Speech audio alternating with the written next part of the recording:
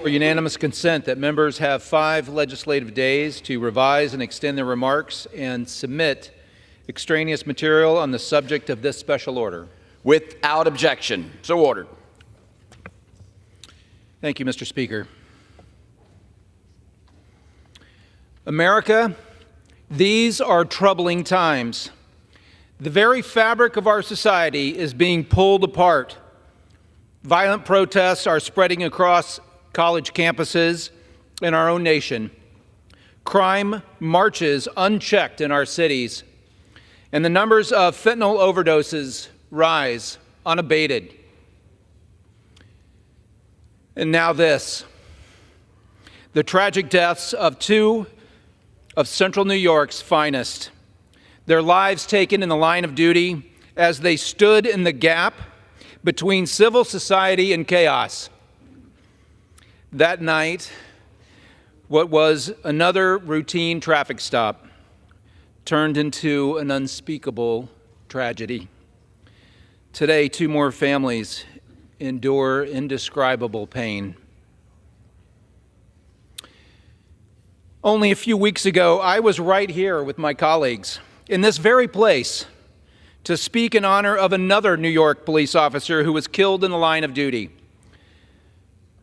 Now we are here again after 2 more heroes have been laid to rest in my own district. The names of the officers who were killed are Lieutenant Michael Husak and Officer Michael Jensen. Lieutenant Husak, known to his friends as Hooch, was a husband and the father of 3 young children. He was a great dad, fun, spontaneous, present, and supportive. In 2020, Lieutenant Husak was recognized with the Medal of Valor for his actions confronting an active shooter in Syracuse. He was a decades-long volunteer firefighter and the bomb squad commander in Onondaga County. Officer Jensen was a son and brother with a career of service still ahead of him.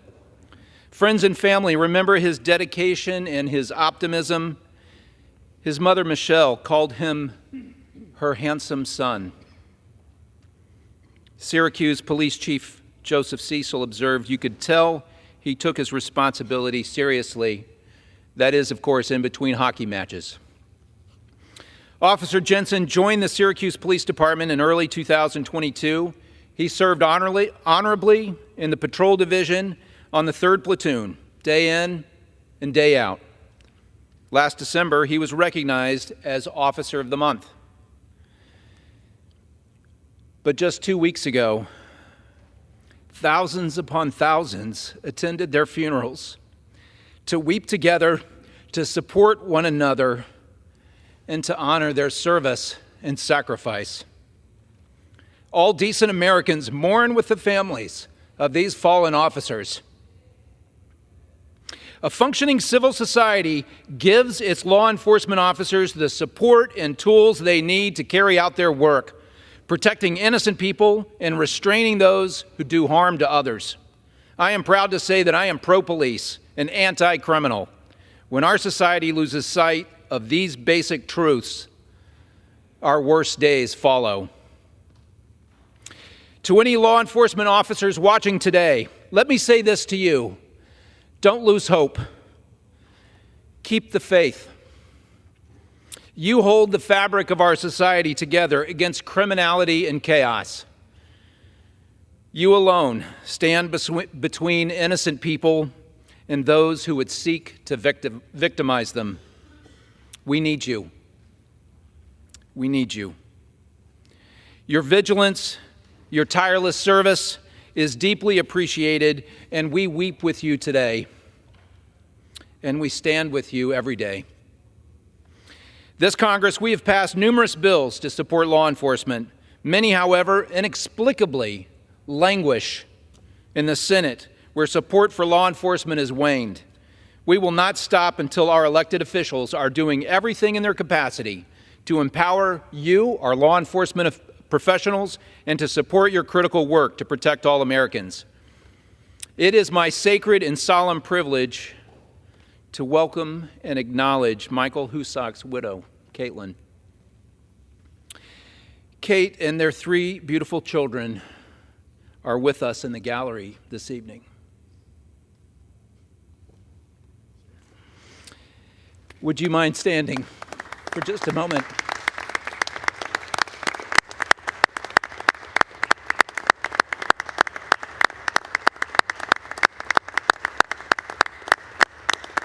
Thank you for being here with us. Thank you for blessing us. Today, Kate, this nation honors your brave husband. Kids, this nation is grateful for his noble service. Humbly, I will tell you that we mourn with you and that we recognize your suffering and your sacrifice. May God bless and keep you and watch over each one of you. You will not be forgotten. Since these tragic events just a few short weeks ago, countless members of Congress have sought me out to express their shock and anger and sorrow at the loss of our heroes. And I've invited them to join me in this solemn occasion and will yield as much time as necessary that they may stand with me. Mr. Speaker, I'd like to yield 5 minutes to my colleague from New York, Mr. D'Esposito.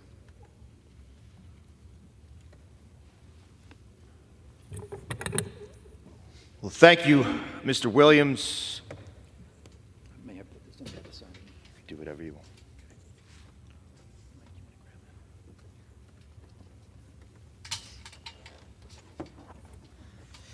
And thank you to my colleagues that join us here tonight to salute 2 fallen heroes. Just weeks ago, we stood on the floor of this great house and saluted another member of law enforcement whose life was taken far too soon by a career-long criminal. And when Jonathan Diller's wife and widow spoke at his funeral, she pleaded with those in attendance and said that just a couple years prior, she listened to the funeral of 2 other NYPD officers who had lost their life to career criminals and pleaded that it wouldn't happen again and asked the elected officials that were in that church to make changes so that criminals did not have the upper hand, so that law enforcement could actually use the tools in their gun belt to effect change and to keep communities safe. And I was joined by colleagues from all throughout the country, again just weeks ago, to salute Detective Jonathan Diller. And sadly, here we are again, paying tribute to Syracuse police officer Michael Jensen and Onondaga County Sheriff's Lieutenant Michael Husak, who paid and made that ultimate sacrifice, who legitimately were standing the line between good and evil, and paid the price with their life on April 15th. And just a couple weeks later, in North Carolina, 4 more law enforcement officers paid the ultimate sacrifice in the line of duty. Joshua Iyer of the Charlotte Mecklenburg Police Department, Thomas Weeks of the United States Marshal Service, Alden Elliott with the North Carolina Department of Audit Correction, and Sam Paluch of the North Carolina Adult Correction. You see, what's happening is that police officers are dying in record numbers. More than 23,000 members of law enforcement have died in the line of duty since 1786. 136 members of law enforcement died in the line of duty in 2023. And in my home state of New York, and in a department that I was proud to serve for 16 years as a detective, 5,363 of my brothers and sisters were injured on the job in 2023. Our PBA president has called the assaults, quote, a full-blown epidemic. Those 5,363 attacks in 2023 was 13% higher than the previous year. And people keep asking, well, why? What's the issue? The issues are that in New York, we have a state legislature led by Democrats who have chosen to put criminals before law-abiding citizens, passing insane laws, cashless bail, criminal justice reform, without ever once having a conversation with the men and women who actually fight crime each and every day, who go out on that street, who put those uniforms on, who pin their shield to their chest, and go out and wrestle career criminals, take guns off the street, close out murders, dismantle gangs. There never once was a conversation with any of them. And what it's led to is a more dangerous New York. What it's led to is a New York where criminals feel emboldened. In fact, Mr. Speaker, you go into stores now in New York and across this country, and there are everyday things that we want to buy. They're locked up. Why? Because criminals are emboldened, because Democrats across this country, and specifically in New York, have failed the American people. They've made our state less safe. But to the family that's sitting in the gallery, realize that you have elected officials, not only in this body, but across this country, who will fight each and every day for our brothers and sisters in blue. And Nicole, Samuel, Gabriel, you may not have your father to walk you to that first hockey game, to that first day of school, to something important in your life, but realize that you have law enforcement officers from across this country who will walk with you each and every day by your side, because that's exactly what we promised when we took our oath. We promised that we would never forget our fallen. And Mr. Speaker, next week, thousands upon thousands of law enforcement officers from around this country will come here to the nation's capital to pay tribute, to pay homage to men and women who have paid and made the ultimate sacrifice. And just weeks ago, they started etching the names of hundreds of members of law enforcement who gave their life in 2023. And etched in one of the statues at our National Law Enforcement Officers Memorial is a quote. And it says, "It is not how these officers died that made them heroes, it's how they lived." So the family of our heroes that are here tonight realize it's not how they died that made them heroes, it's about how they lived. It's about the change they made. It's about the arrests of the criminals that they put behind bars. It's about how they went out there each and every day to make their community that much safer. And realize that we will carry on their legacy forever, because that is our job. So, Mr. Speaker, I thank my colleagues that are here this evening that haven't worn the uniform, that are speaking out on behalf of all of those that do. Because law enforcement throughout this country needs to hear that they have people supporting them, that will pass legislation to keep them safe and to give them the resources that they need to defend themselves and keep those communities safe. To my colleague from New York, Mr. Williams, thank you for gathering us here this evening to make sure that we pay tribute to the fallen, and I promise you, we will never forget. Mr. Speaker, I yield back. Thank you. I'm proud to stand with Mr. D'Esposito. He's worn the badge and the uniform and knows of what he speaks. I yield as much time as he may consume. Mr. Sauber from Minnesota. Mr. Speaker, I rise today to honor all of America's fallen law enforcement heroes. A few weeks ago, as was stated, in upstate New York, they suffered a terrible loss when 2 law enforcement officers were fatally shot while pursuing a driver who fled a traffic stop. And in my home state of Minnesota, we are still mourning the deaths of 2 Burnsville police officers and a firefighter paramedic who were killed responding to a domestic crisis. These men were not only law enforcement officers, they were husbands, fathers, friends, and beloved members of our communities. These tragedies are real reminders of the dangers that our law enforcement officers face every day. We can never take their sacrifice or service for granted. As a former police officer with over 20 years of experience on the job, I have seen and experienced firsthand the violence committed against law enforcement. However, in the years since leaving law enforcement, I have noticed a dramatic rise in violent attacks against America's law enforcement. I am deeply concerned by this troubling trend of violence against those who protect and serve our communities.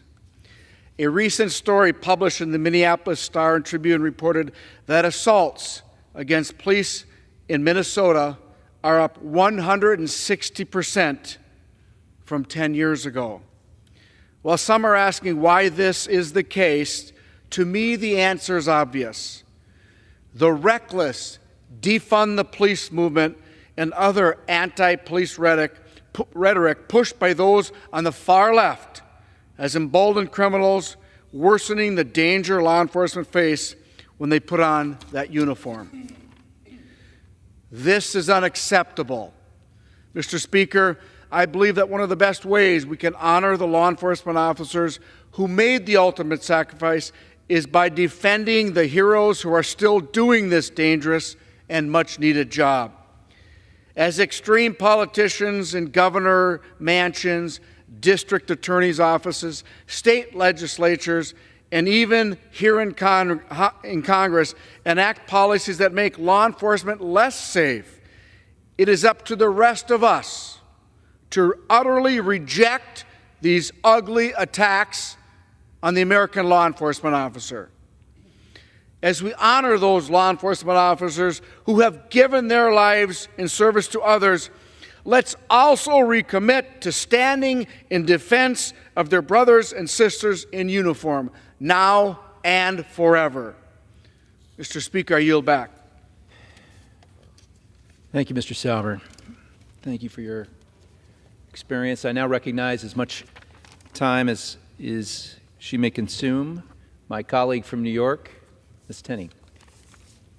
Thank you so much, Representative Williams, and we are so grateful to you for doing this. And thank you for organizing this special order on behalf of our fallen heroes and a tribute to Syracuse Police Officer Michael Jensen and Onondaga County Sheriff Lieutenant Michael Husick.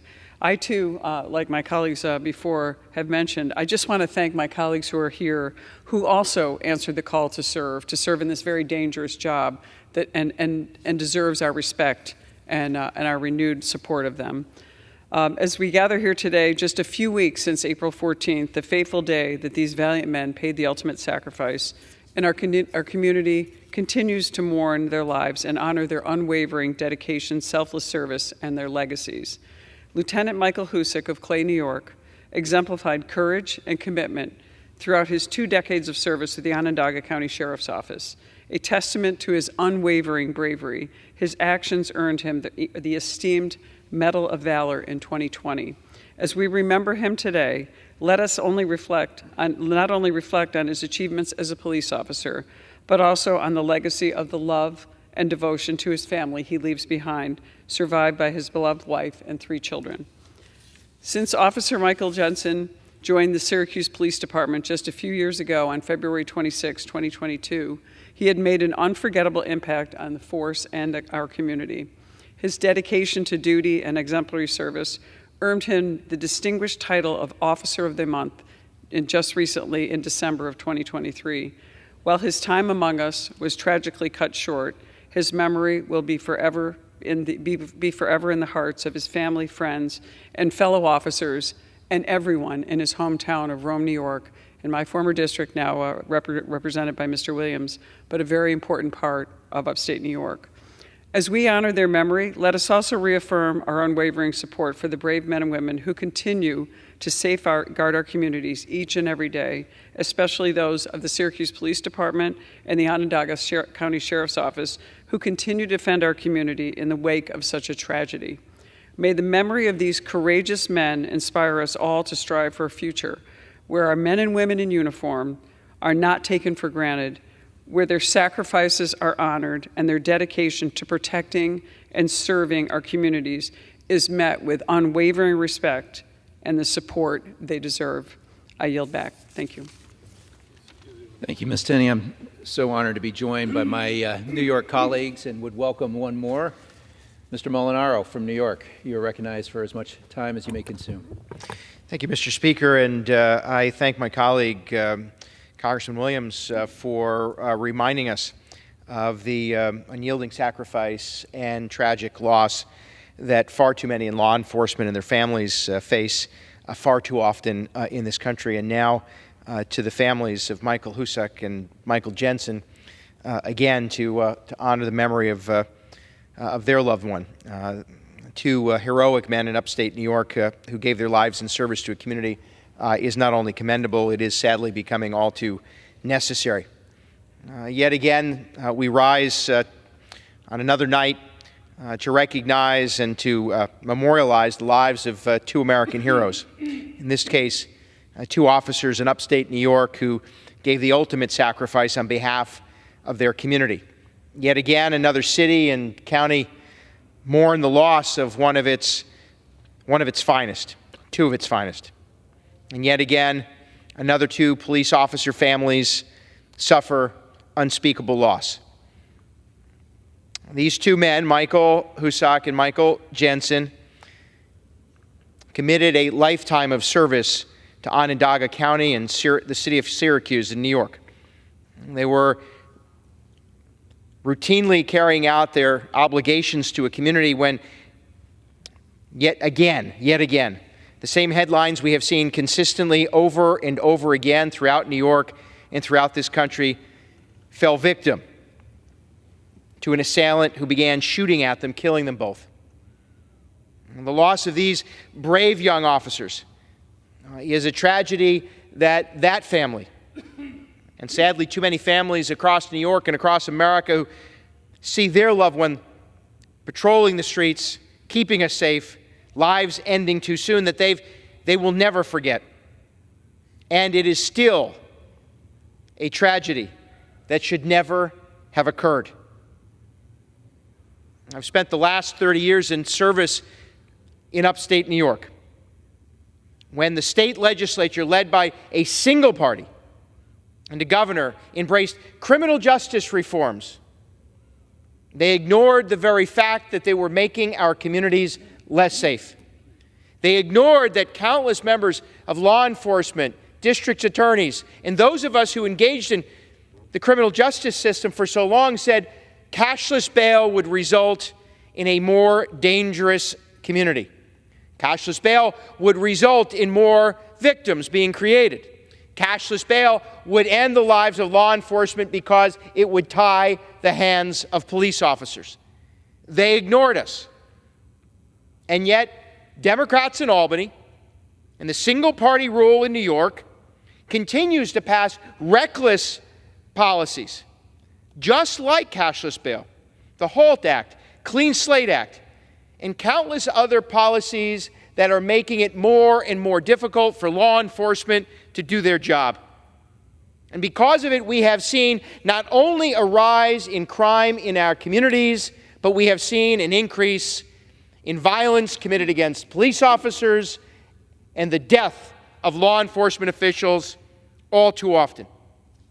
How much more would it take? How many more children won't have their fathers to come home to and their moms to love? How many more families have to have an empty chair at the dining room table? How many more police organizations across New York must stand shoulder to shoulder in a somber line, mourning the loss of one of their colleagues, before the state of New York gets serious. Of course we want a system that respects the right of a presumption of innocence.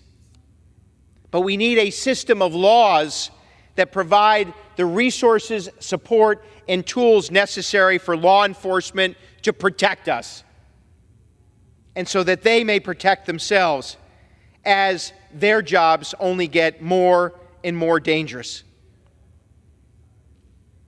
I proudly represent communities in upstate New York, just like my colleague, Mr. Williams, my colleague, Ms. Tenney, who want to remind the leaders in Albany, New York,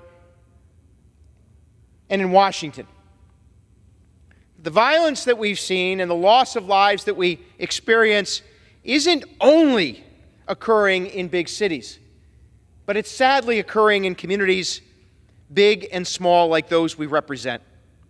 We have an obligation to the men and women who sacrifice for us to keep them safe.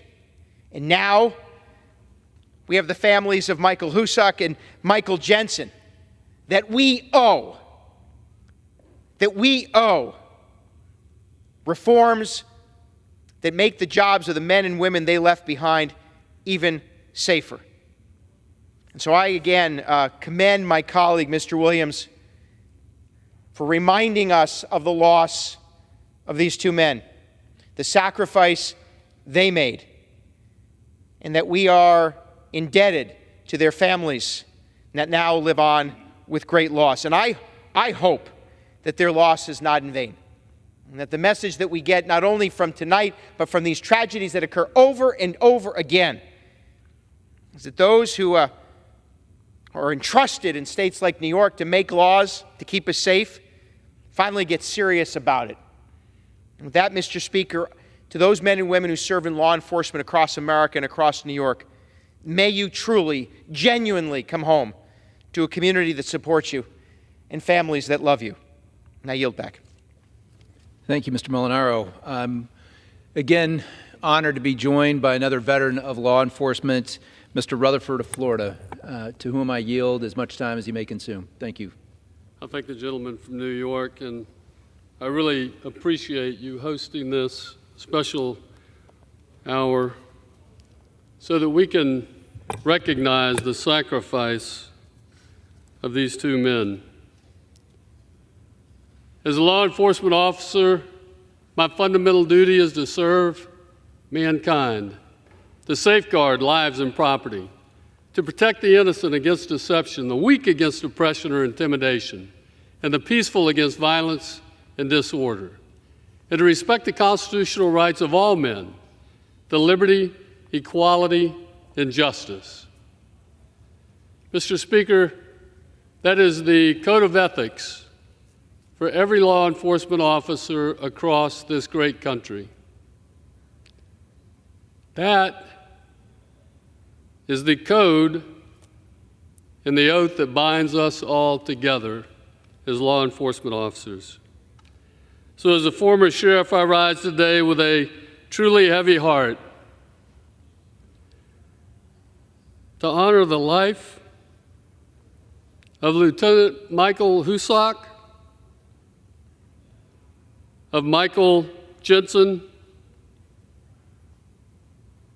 And as you've heard, Mr. Speaker, on Sunday, April 14th of 2024, Lieutenant Husak and Officer Jensen were killed in the line of duty while responding to a traffic stop that went awry. These officers' lives were suddenly and viciously taken while answering the call to protect and serve their community. Lieutenant Husak was a brave servant leader, a devoted public servant, father, and husband. He served 17 years in the Onondaga County Sheriff's Office, where he was and served wherever he was needed the most, I'm told. Wherever they would send him, he gave his best. He joined the sheriff's office in 2007, was promoted to lieutenant, and was the commander of his unit's bomb squad. According to those closest to him, if you knew Lieutenant Husak, you felt like you were immediately his best friend.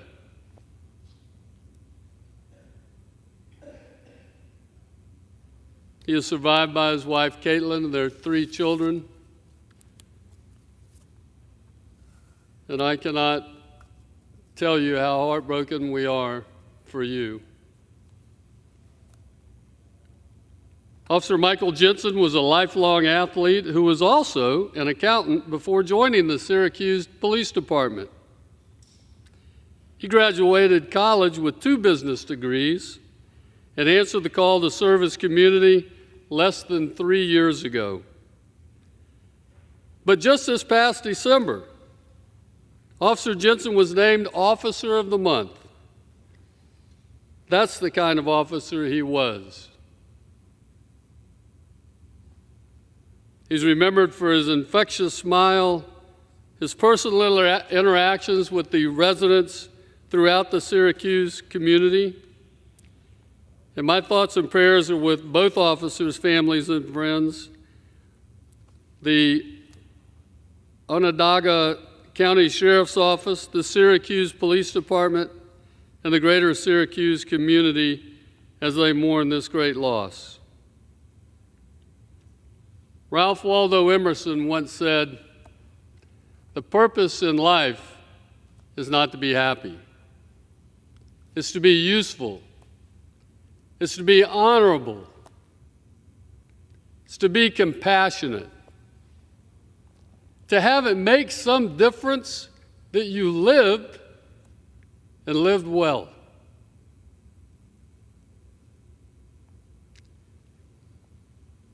These fine officers laid down their lives protecting the community that they loved. They lived their lives honorably, with compassion, and dedicated to serving and making a positive difference in the lives of others. Simply stated, Lieutenant Husak and Officer Jensen truly lived well. And I pray that we may all live our lives, that we may all live our lives worthy of their sacrifice. May their service and sacrifice never be forgotten. May God bless them, and may God bless their loved ones. Mr. Speaker, I yield back.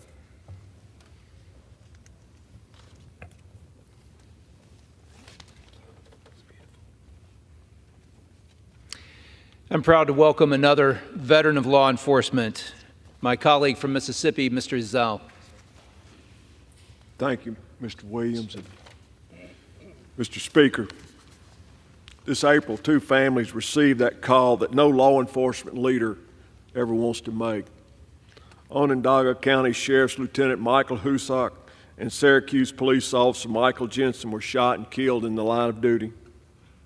I rise to honor and remember their legacies and to share my sympathies and my prayers with the loving families they leave behind. As a former sheriff and a 42-year law enforcement officer, I want to make it abundantly clear that the sacrifices made by Lieutenant Husak and Officer Jensen are not in vain. Like countless other officers from upstate New York to South Mississippi, they put on the badge and went out in their community to protect and serve, putting themselves in harm's way because they believed in right and wrong. Mr. Speaker, one of the things you learn very quickly during a career in law enforcement is that the families of our officers serve alongside them. Parents, siblings, spouses, and children each make tremendous sacrifices because of the loved ones' service to their community. And none is as difficult as the sacrifice the families and friends have made of these 2 heroes.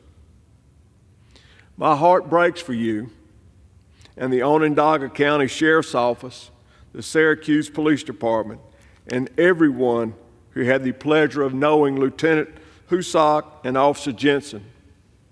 My prayers, as well as the prayers of this body and the entire nation, are with those loved ones as you grieve. Mr. Speaker, it's time for America to wake up. Wake up, America, and realize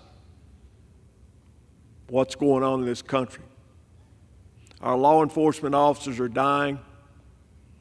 Families are suffering.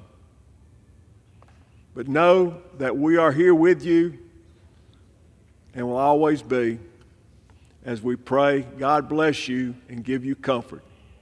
And with that, Mr. Speaker, I yield back. Thank you, Mr. Ezell. Glad to welcome my colleague from Utah, Ms. Malloy, to whom I yield for as much time as she may consume. Thank you. Mr. Speaker, I rise today to express gratitude and reverence to our law enforcement community. Self-governance, like what we have in this country, is a meaningless exercise without the enforcement of our laws. Enforcement of the law requires men and women who step forward, put their lives on the line, and serve as guardians over you, me, and our families. They do this never knowing when they might need to give their last measure of devotion for us. I express my deepest condolences to those who love Syracuse Police Officer Michael Jensen and Onondaga County Sheriff's Lieutenant Michael Husak, who died tragically in a shootout. Over the weekend, as I prepared to rise in solidarity with my colleagues from New York and my colleagues who are veterans of law enforcement, I found out that we had a similar tragedy in Utah. Just yesterday, we lost one of our own officers. Santaquin, Utah police officer Sergeant Bill Hooser left behind a bride of 29 years, 2 daughters, a granddaughter, and a devastated Utah law enforcement community. Sergeant Hooser's shift yesterday started like it did probably every day. He couldn't have known this was his last watch. He was tragically killed in the line of duty, the duty of protecting Utahns and our freedoms. My deepest condolences and prayers to Sergeant Hooser's family. We're grateful for what he did in his life. My good friend Sheriff Curtis of Sevier County, Utah, summed up some of my feelings. He said, "When we lose someone who has made it their life's purpose to make a difference for good, we all lose a small piece of who we are as a community and as a nation." So I rise today to make sure that families like the Hooser family in Utah, the family who's sitting in the gallery right now, know that America recognizes and appreciates their sacrifice. I want to thank you on behalf of Utah's 2nd Congressional District, and make sure you know that you are not alone. And with that, Mr. Speaker, I yield back. Thank you. I'd like to recognize Ms. Fishbach from Minnesota. Thank you for being here. I yield as much time as you may consume. And thank you, Mr. Williams, for putting together the special order this evening. And thank you to Kate Husak for being here today. I am so deeply sorry for your loss and the loss of Officer Jensen. Every day our law enforcement officers leave for work, and their families can never be certain if they will return home. Know that I am grieving with you and praying for you and your family. The increasing violence we have seen against law enforcement in recent years is unacceptable. As Mr. Stauber mentioned, this year in Minnesota, 2 officers and a firefighter were killed when a man they were negotiating with opened fire without warning. And last year in my district, Deputy Josh Owen was killed when responding to a domestic violence call. His name will be added to the memorial next week. Mr. Speaker, the attack on law enforcement must stop. All of these officers gave their lives protecting their communities. Every time we hear another story like this, our hearts break all over again. Our law enforcement deserves our gratitude and our respect. I am so disappointed to see many people, including some in this chamber, trying to make our brave officers into villains. I stand in support of law enforcement, and my Republican colleagues, like you've seen this evening, are doing everything we can to pass legislation to protect and thank our officers. I know that because of this disgusting movement of hatred towards our officers, we must But our voices need to be strong. We must support law enforcement. I've introduced legislation to encourage the recruitment of the next generation of law enforcement through a grant program. I've supported legislation to empower officers to do their jobs effectively, and I have asked the Judiciary Committee to investigate the weaponization of government against law enforcement. I will continue to do everything in my power to support our police officers because they support all of us. God bless all of our law enforcement officers, and I thank them for the job that they do. And thank you, Mr. Williams, and I yield back. Thank you, Ms. Fischbach. Thank you. I'm pleased to recognize my colleague from New York, Mr. Lawler, for as much time as he may consume. Mr. Lawler.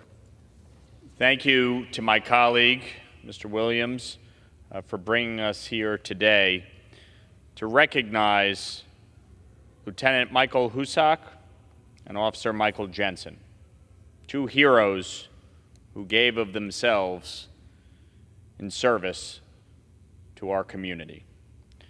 As the Bible teaches us, greater love has no man than this, and he laid down his life for his friends.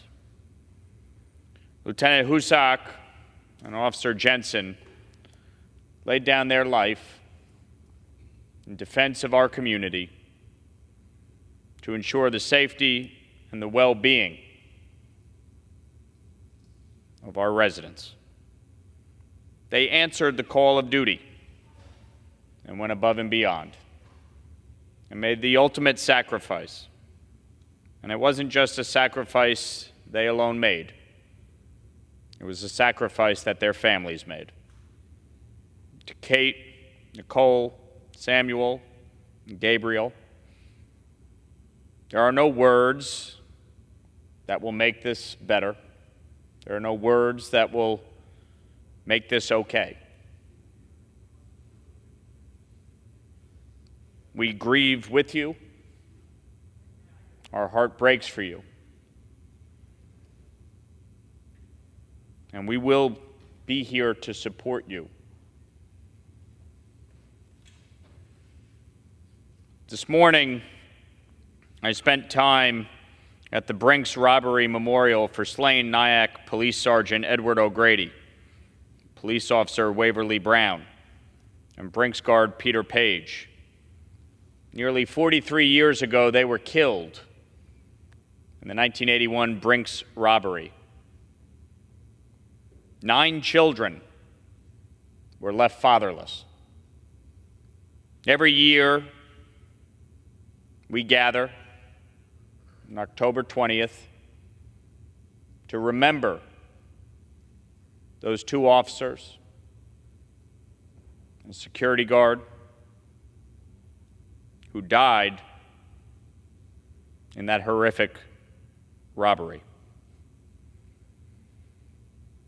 And every year,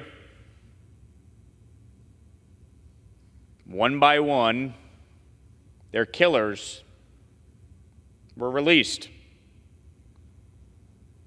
We've seen in New York over the last 6 years, 37 cop killers released. The depraved indifference for law enforcement is unconscionable.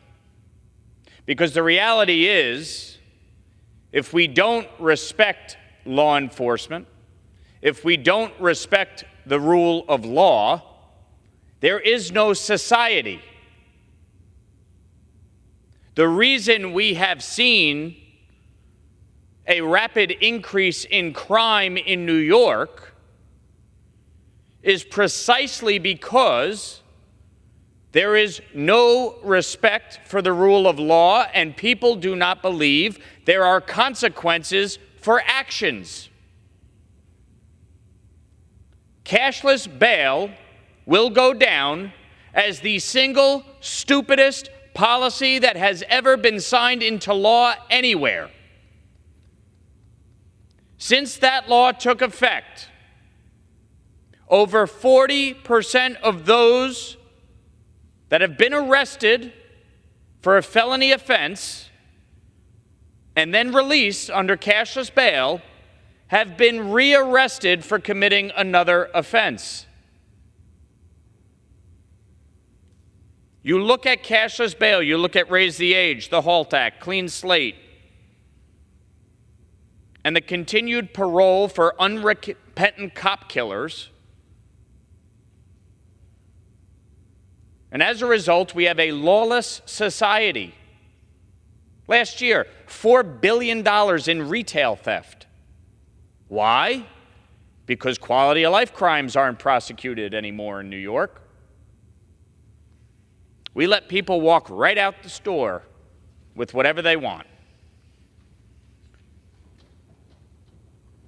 The lawlessness must come to an end. The respect for law enforcement,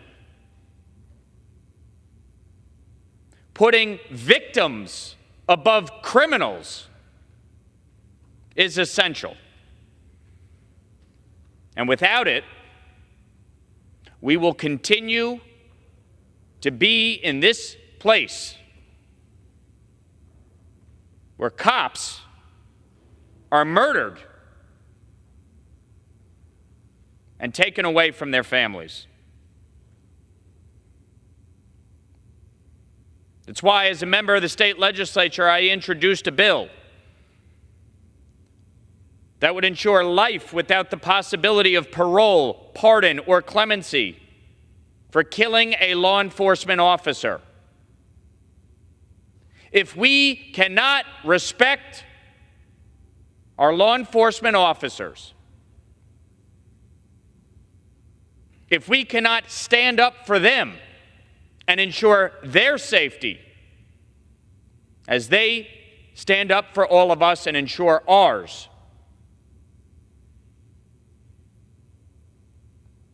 then we do not deserve a safe and just society.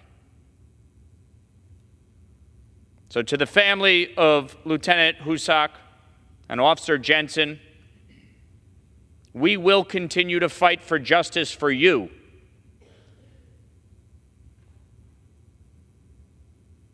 And to ensure that other families don't have to endure this horrific tragedy. Mr. Speaker, I yield back.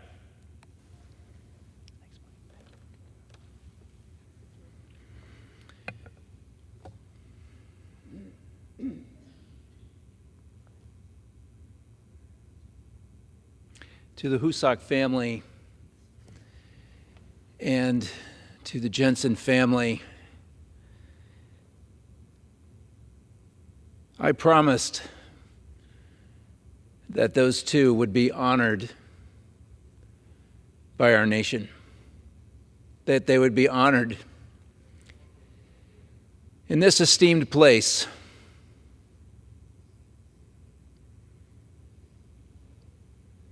And that you too would be recognized and honored. And I thank you for honoring us with your presence. And I'm grateful to each representative who spoke this evening. Somber times like these invite us to reflect and to take a closer look at many things that so often we take for granted. There exists in this world profound evil, manifesting itself in many ways. What stands between that evil and innocent people? Every single day, the men and women serving in law enforcement across America stand courageously in that treacherous place. As you go about your day in safety and comfort, the vigilance of these men and women may fade into the background, but to them and to their families, the risk inherent in their line of work never fades. They clock in every day with the knowledge that they place themselves in heightened danger whenever they put on that uniform, and they do so for our sake. We are privileged to forget, to enjoy the safety and comfort that are a direct result of their labor. But we are obliged to remember, times like these remind us forcefully, tragically, that evil and danger are ever present, but that heroes still exist amongst us. Heroes like Lieutenant Michael Husak, heroes like Officer Michael Jensen, heroes like every single man and woman behind the badge and in front of all decent folks they protect and serve, and their families.